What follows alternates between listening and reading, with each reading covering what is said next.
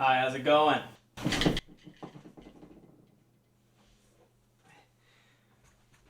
Oh, goodness. Anyways, hi guys. Welcome back. As you can see, I'm still stuck here in the console wasteland, but it's all good because PlayStation Priest has been taking care of me. He's been real kind. Oh, hi. Hi. Yes, hi. Hey, how's it good to going? see How you. you Good to doing? see. No, please, I have a family. Damn. Well, I don't really feel that bad, actually, even though he saved my life, because of what we're going to talk about today. Hello, my name is Josh. This is the Praith Dog channel.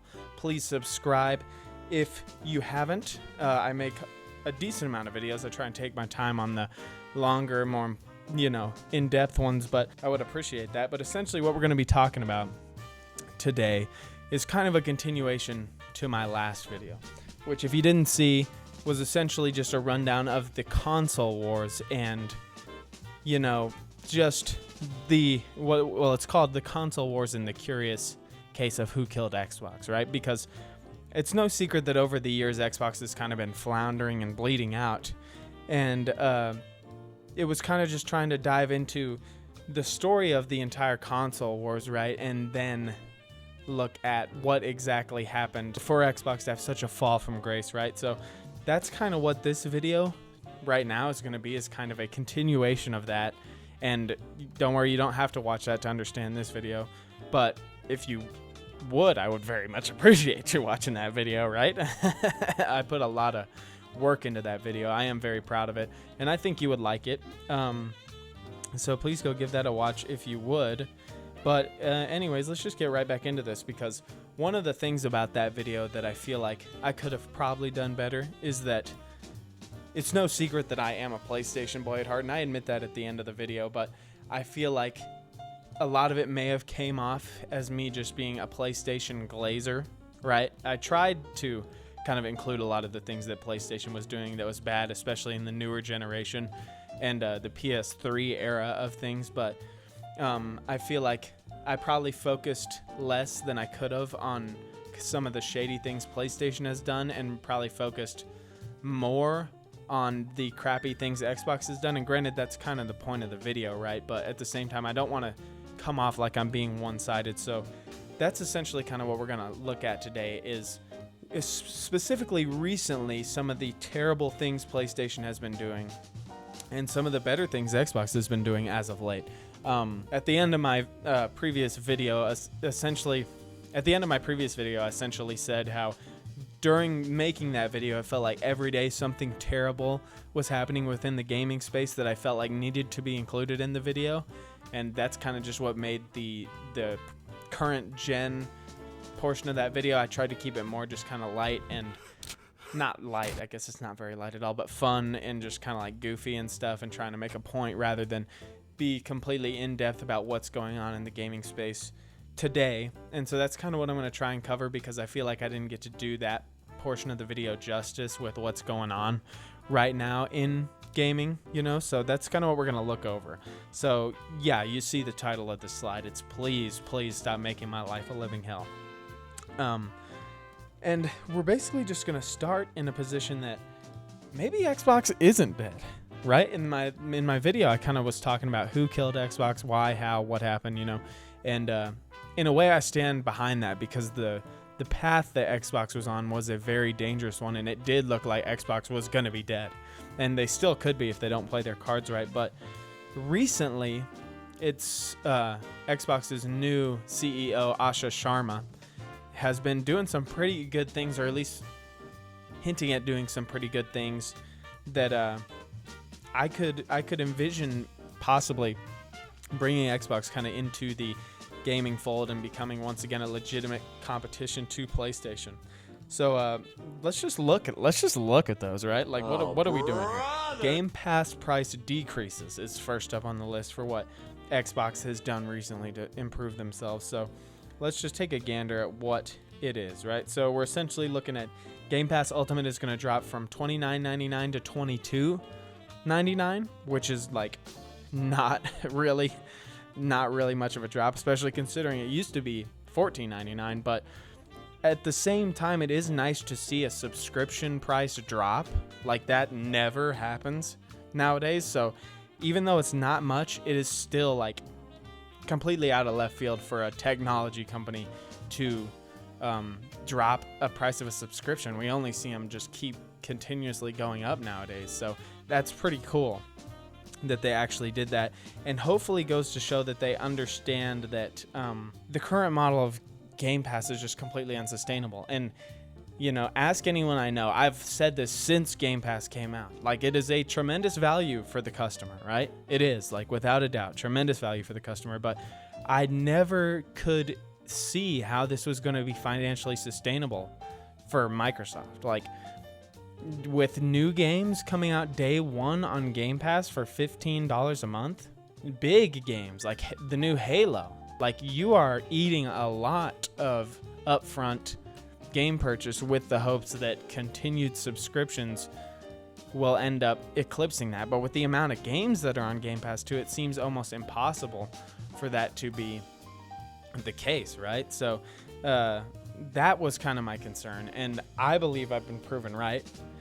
And essentially the point I made in my video was that to me looks like a unsustainable spike in profit in order to fund something that could maybe take the place of it, namely being AI stuff, which Microsoft has shown recently that they're being heavily into.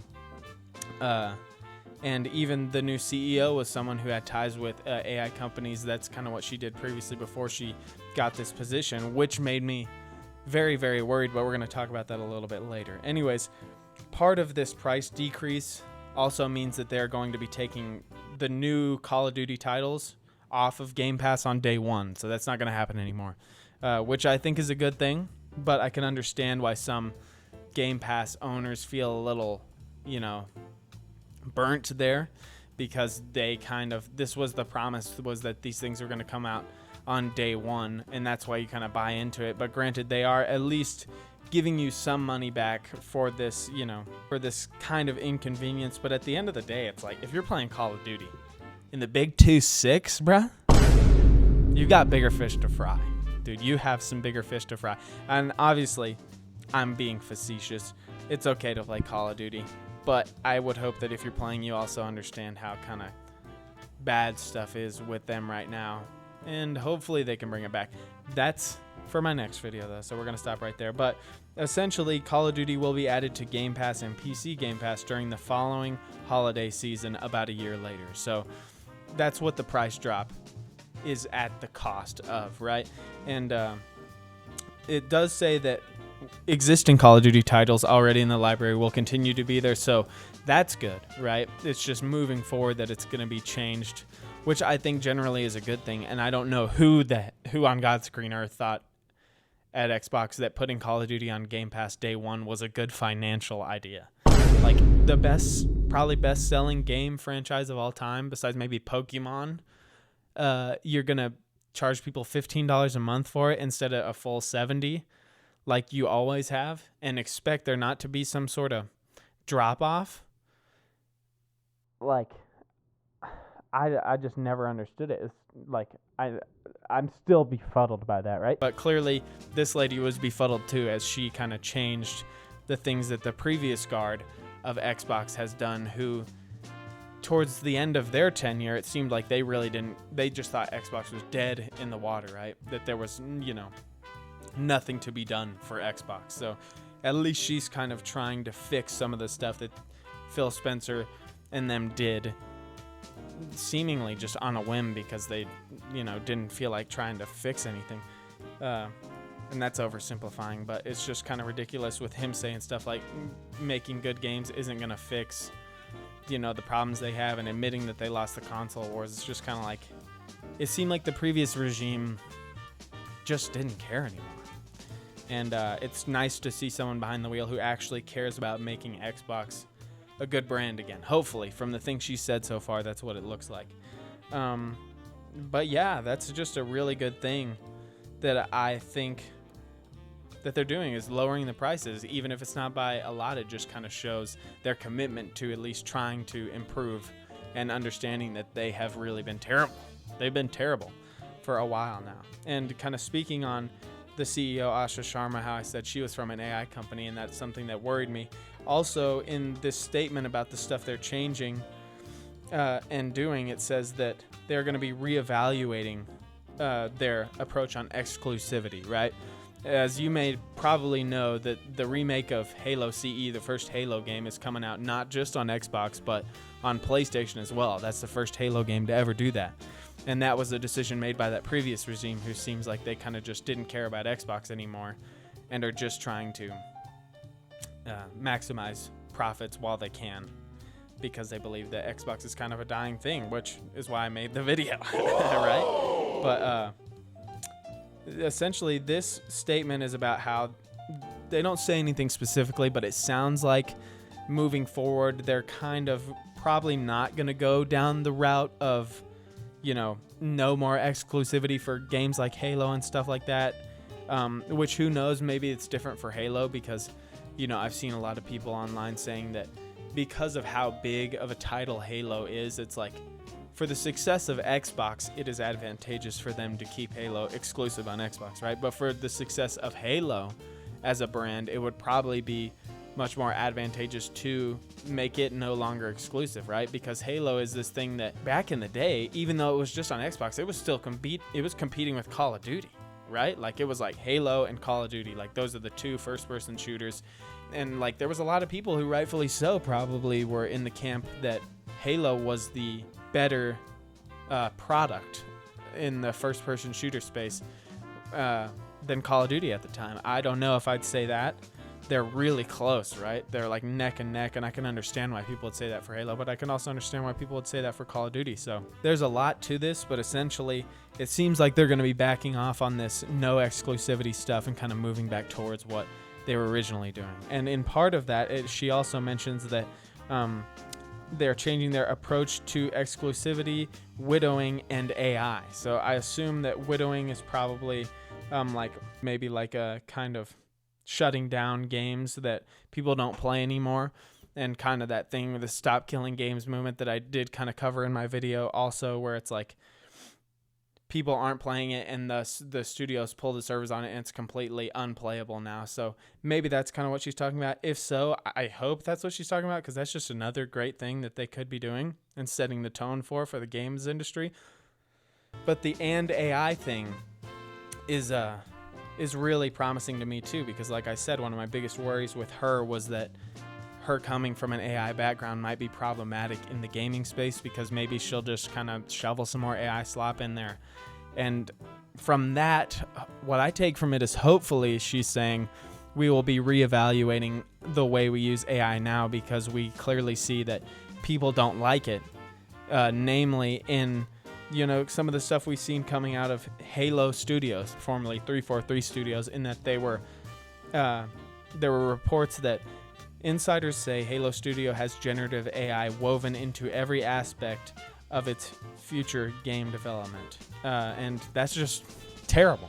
That's just completely terrible. We've seen that in games like Call of Duty nowadays that have kind of stripped it of a lot of its character.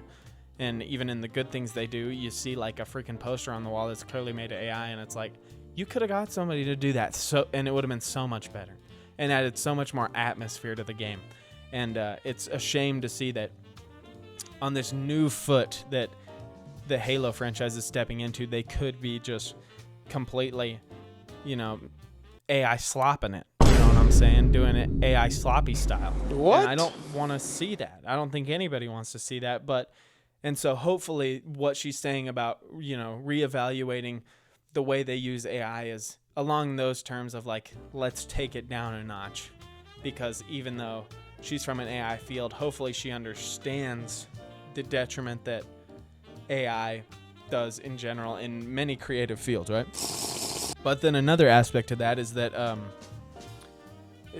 there have been kind of people refuting what that claim about Halo using AI, and saying that it was kind of overblown and that AI was not using generative AI in its development, or according to some other insiders. So it's kind of, take it with a grain of salt both ways, right? Take it with a grain of salt that Halo's using AI, and take it with a grain of salt that reevaluating usage of AI means pulling back on it, right? Maybe she means that she's like, we got to reevaluate how we use it and use it for just terrible purposes, right? Because she's from an AI background. So that's one thing, to be not just a super gloomer about everything. Or I try to stay on the fence of doomer and gloomer, right? And that's what I'm trying to do here. So some things sound good, but it's kind of hard to tell exactly what they mean from them.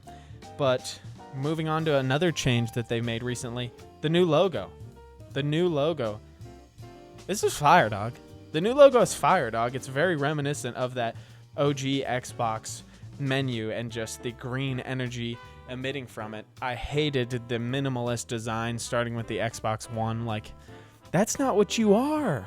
That's not what you are, Xbox. You are green energy pulsing out the sides of this thing. Mr. Brightside playing out the back of it. Well, you'll get that reference if you watch my video, but it's good. This is good stuff. Like, I really like to see this. I'm very happy that this is what they're doing and making changes that, at least from a bird's eye view now, seem like they're going to be, good improvements and hopefully can bring Xbox out of this kind of grave that it's dug for itself. And speaking of graves, digging graves for yourself, let's move to PlayStation. My beloved. Not really anymore. It still is my beloved, but I just cannot get behind some of the crap, the BS that they're doing.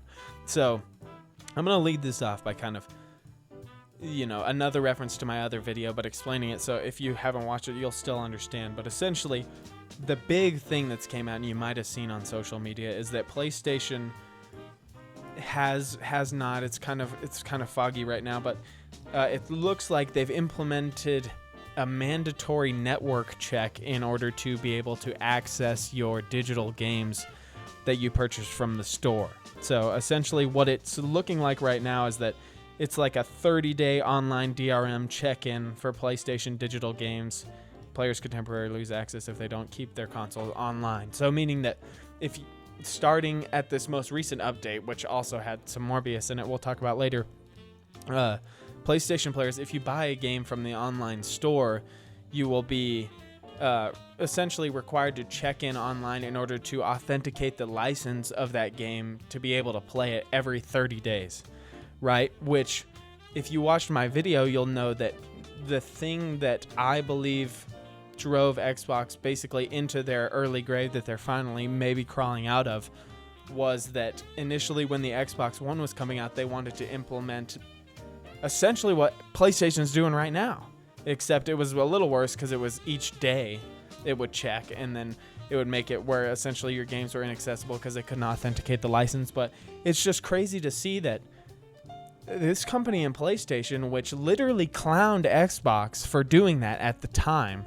is doing it the same thing right now, in that it's not allowing you to essentially have ownership of your games whatsoever, right? And for them to do the things back when they released the PS4, like clown on them, like, here's how you share your games.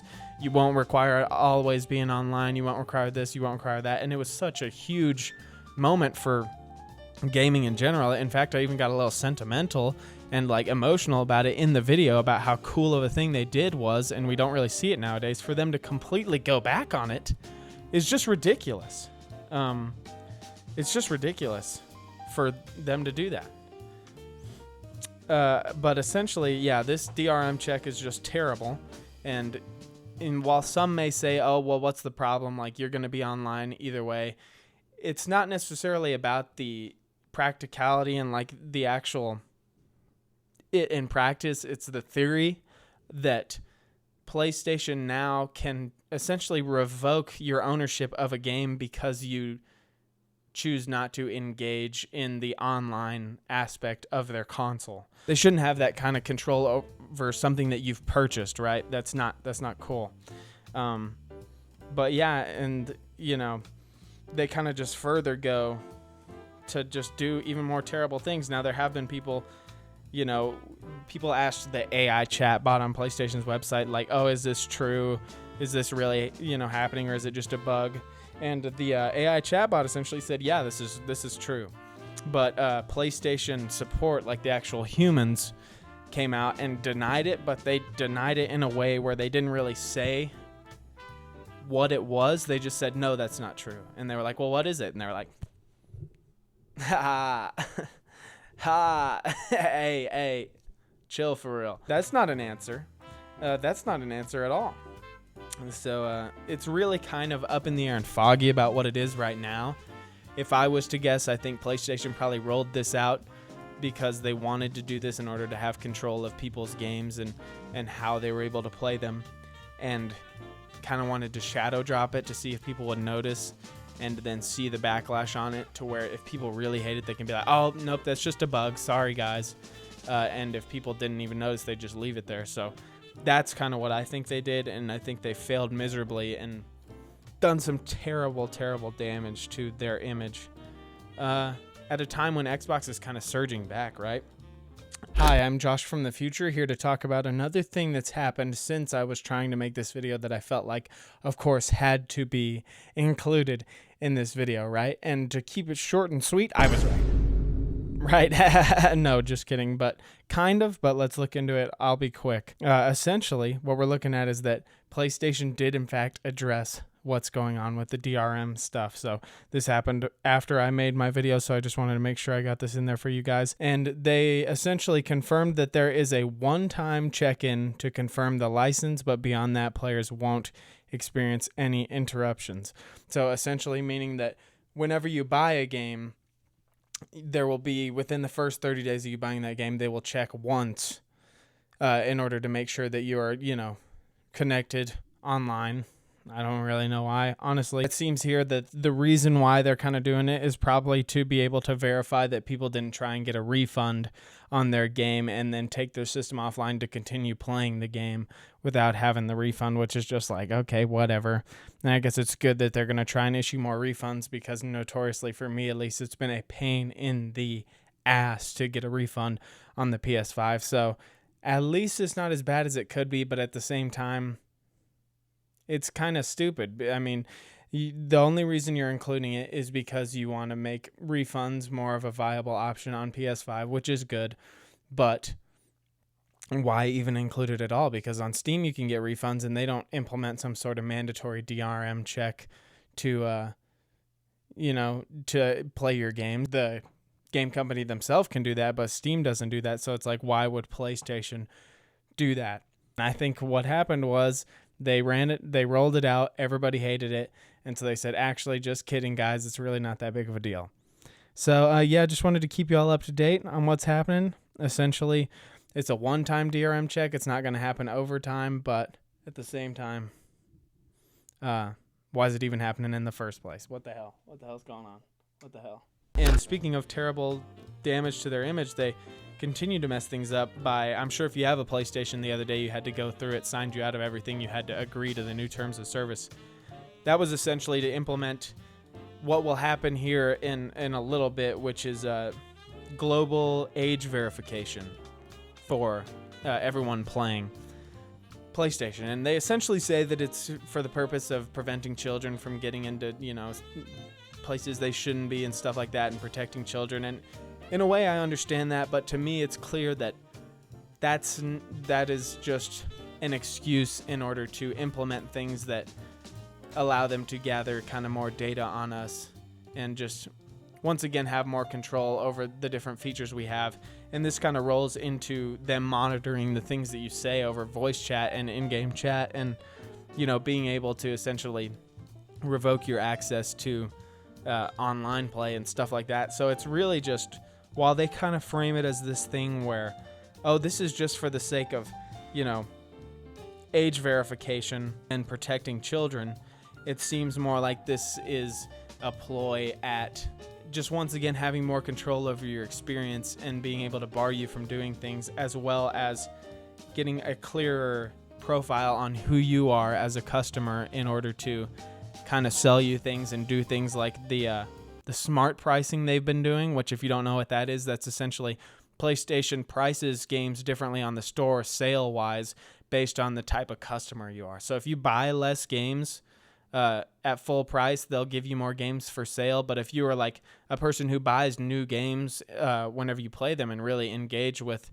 the gaming market in general, you're probably not going to get as many discounts on games anymore, which is just completely ass backwards and terrible and predatory as hell. And it just kind of goes to show the mindset PlayStation's in right now, where it's like, due to the flounders and fallings of Xbox, it seems like they feel as though they're untouchable, right? Which is just not acceptable. And it's the reason why in eras like the PlayStation 3 and for Xbox and the Xbox One, why they have failed so harshly, in those times when they do feel like they're untouchable. And you think they would learn their lesson, right? But they don't. They never do. And I guess they believe times have changed, so it's okay now. But it's like, why would you continue to do these things whenever you've seen the way it's backfired, not only for you, but for your competitors in the past? It's stupid. It's plain and simple stupid. But another point I saw someone make was that the age verification, while, they can kind of play it off as like, oh, well, we're just trying to protect children, it's also kind of a double-edged sword in that children not being able to access like online games and stuff like that on PlayStation through PlayStation just kind of, it doesn't really solve the problem of keeping them away from those things. It just pushes them to more sketchy like alternatives to do those things that aren't as safe as like PlayStation would be, right? Which is just an all-around terrible thing. So it's like, instead of engaging with PlayStation, where they might hear some bad words and like stuff like that, which is, not good, and probably a lot of inappropriate stuff can be said, obviously, like it used to. Hearing that kind of stuff is probably better than them getting all their information stolen on some sketchy ass website, right? Or their mother's information stolen, mind you. And just getting their bank accounts drained, or their stuff stolen from them and hacked into, and identities maybe even stolen. Like, that's kind of doomer talk, but it's true. And it just goes to show that they haven't really thought this out, or it's two alternatives. Either they haven't thought this out, or they have thought it out and they don't care about the bad things that could happen, because it's more advantageous for them to get a better picture of you as a consumer so that they can sell you different games at higher prices or prevent you from doing certain things if you aren't engaging with their console in the way they want you to. It's terrible. And this is the worst PlayStation news of all, guys. I got it highlighted right here. Little news story, and this just terrible. And it's the worst thing you're going to hear all day about PlayStation. So let's take a look. PlayStation 5 stolen from Clarksville home in aggravated burglary. It doesn't get any worse than this, and that's I think I don't even need to say anything else, because you guys understand how bad that is. So that's the worst thing that happened with PlayStation. Just terrible. Brother, you can see how much this thing means to him. Let's just take another gander. It means so much to this guy. He's sleeping with it, and now he lost it. And little does he know that they probably did him a favor by taking that thing. So it's tough to see the state of Clarksville right now.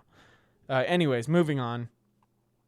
The pricing issue with PlayStation is that it's looking like, once again, and this is a lot of technology right now, but PlayStation prices could get up to $700 or more. Like they said here, it's just going to be $700 for the price to manufacture the console.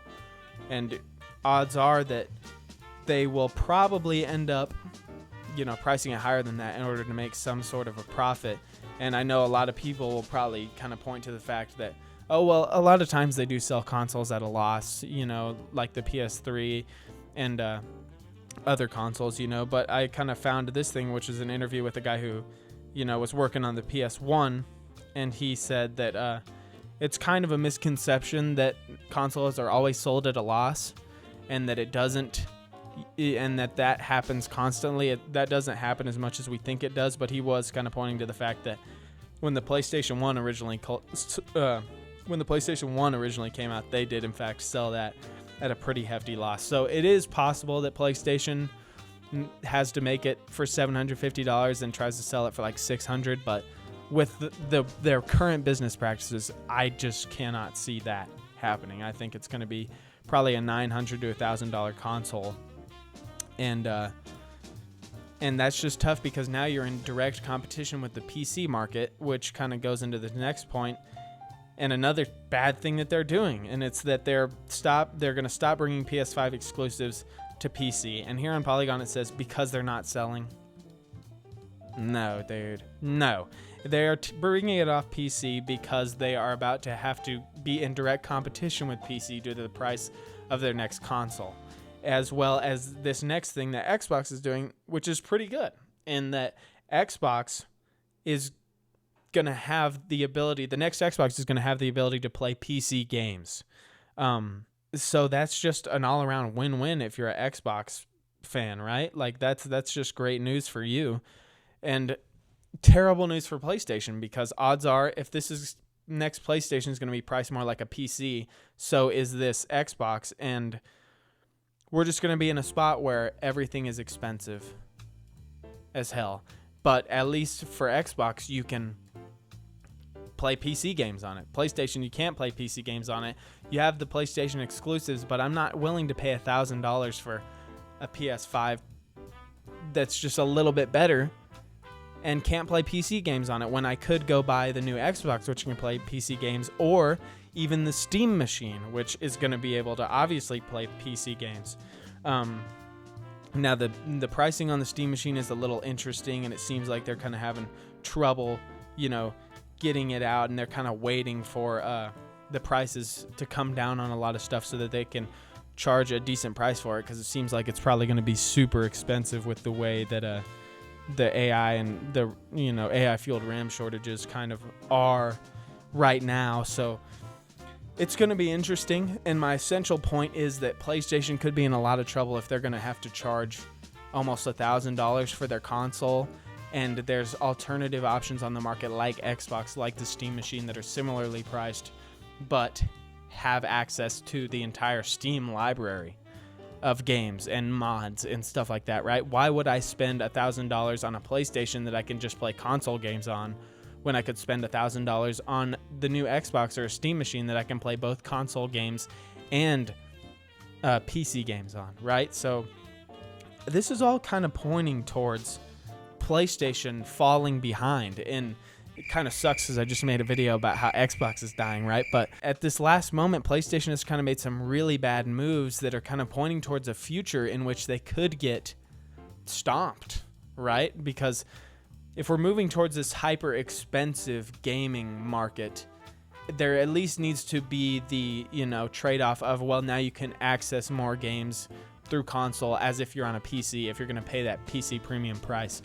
But for PlayStation, it's like I got to pay a PC premium price to not have access to PC games, for it to probably perform worse than a PC, or probably about as good. I mean, the consoles are pretty good nowadays, but to perform just about as good.